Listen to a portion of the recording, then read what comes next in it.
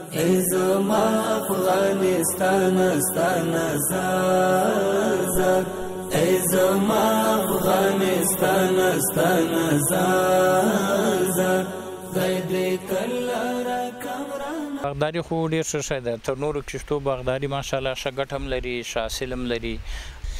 دا ناک ته بلخی ناک وایي او یخناک دي. بلخی ناک ډېر ښه روش لري، ښه ناک ده او خلک یې ښه پیژني او ښه میوه هم ده، خوږه میوه ده. او هغه ناکونه چې اوس راغلي دي خارجي ناکونه دي، هغه له ترکیې راغلي دي، مثلا یا له ایران راځي، یا له نورو ملکو راغلي دي. هغه یې اوس ایښي دي، خو د هغو خوند د دې خوند چې اوس چاته وګورو بیا به خپله خلک هم دا احساس وکړي په دې پسې، او خصوصا بیا تاسو خپله هم وخوړل هم لیدل، نو دې کیفیت هم ښه ده، خوند هم ښه ده، مارکیټ هم ښه ده او آینده هم لري.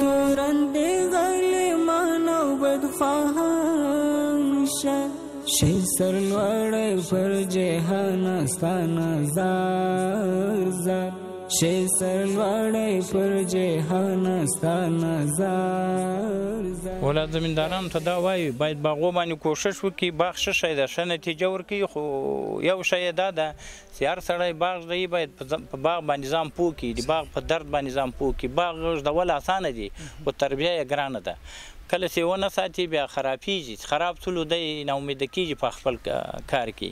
باید کوشش وکړي چې د هغه له درده ځان خبر کړي، مشکلات یې دوایې دي. مثلا موږ دا اوس شپږ وارې دوا پاش کوو.